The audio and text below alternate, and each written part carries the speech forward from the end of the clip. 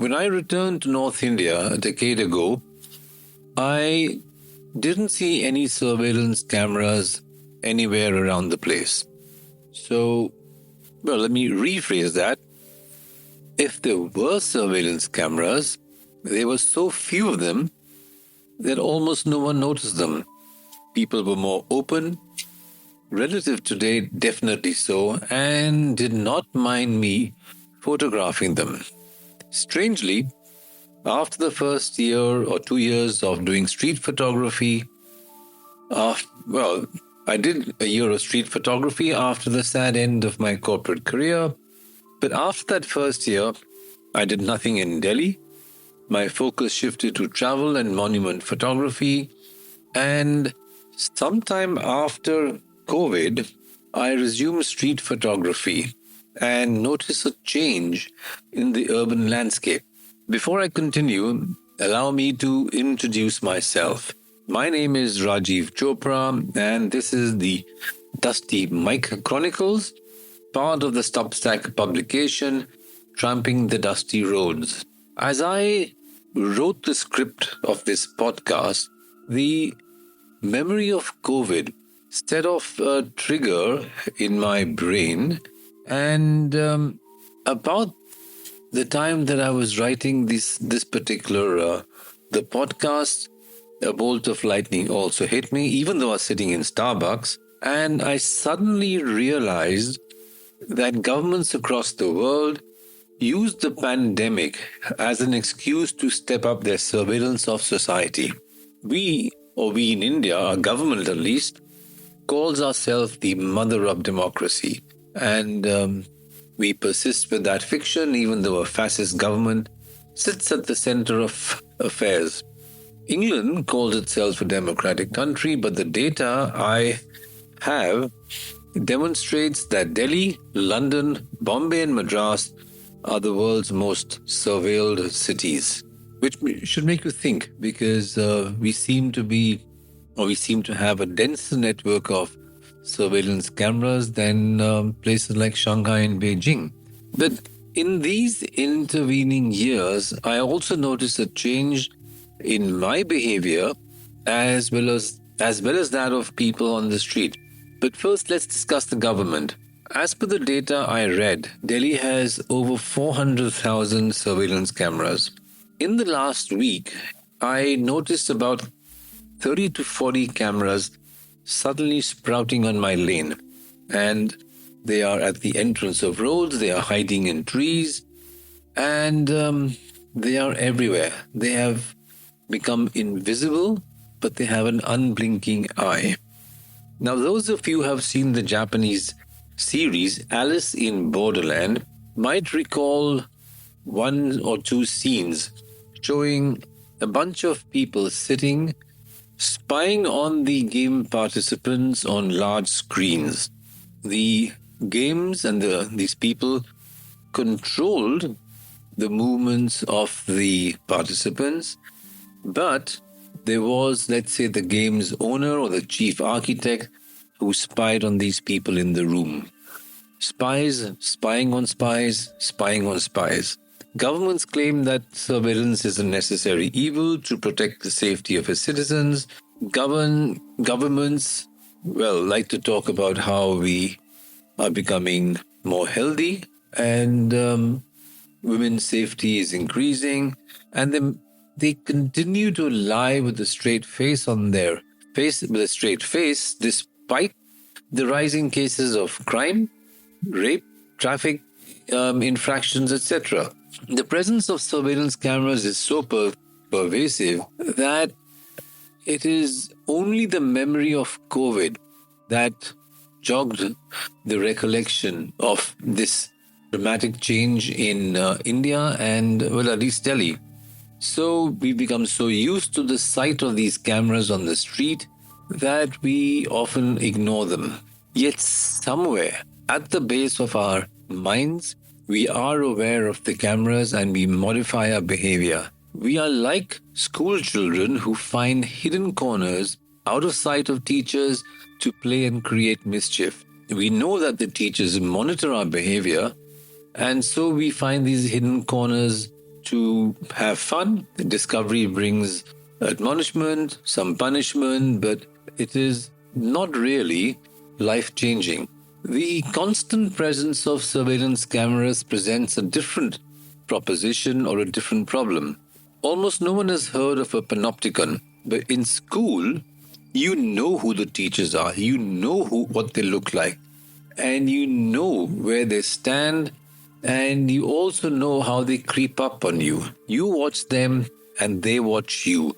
In a panopticon, the authorities can see you or monitor you, the subject, but you can't monitor the person spying on you. The camera looks at you, but you can't look into the camera. The vision or the movement of the, let's say, the path of light is one way. So people have become wary. I have spoken about this behavioral change many times, and people often now refuse consent when I take my camera out. They ask if I represent the government. They want to know what I will do with the photos, if I'm from the media, etc., etc., etc. One piece of advice: never be offended or force your lens into their faces. Instead, smile, walk away, or if you can, converse with them. Life is too short and you have to adapt to the changing environment and plan your approach and strategy accordingly. I spoke about spies spying on those who monitor us. One day, traffic cops stopped me and we argued. The older one spotted my camera on the floor of my car and asked me if I'm from the media. He relaxed only when I assured him that I have nothing to do with the media. We chatted, he almost hugged me, and we parted almost as friends. Clearly, he was worried about something, and maybe he felt that the invisible eye is spying on him as well. The state has also become more violent in the last decade, but I haven't really witnessed this, unfortunately or fortunately. For those who've suffered the consequences of a bulldozer know what I mean. But the problem goes deeper than that. Those who are supposed to monitor us, let's say the police, the visible face of the government or the authority, the police, are almost more violent than they were before. But on the other hand, I also see the stress on their faces and in their bodies, their body language. A few years ago, when waiting for a taxi, I stood next to two constables. When I looked back at the buildings surrounding me to identify landmarks for the cab, they asked me what I was looking at.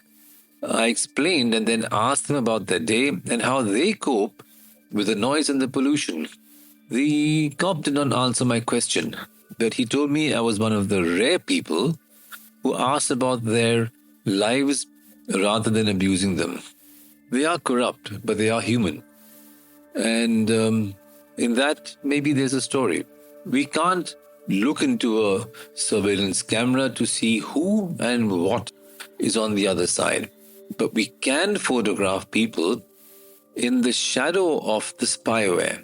We can flip the script and view cops as humans with the same struggles that we have, while remembering that they are corrupt and possibly violent.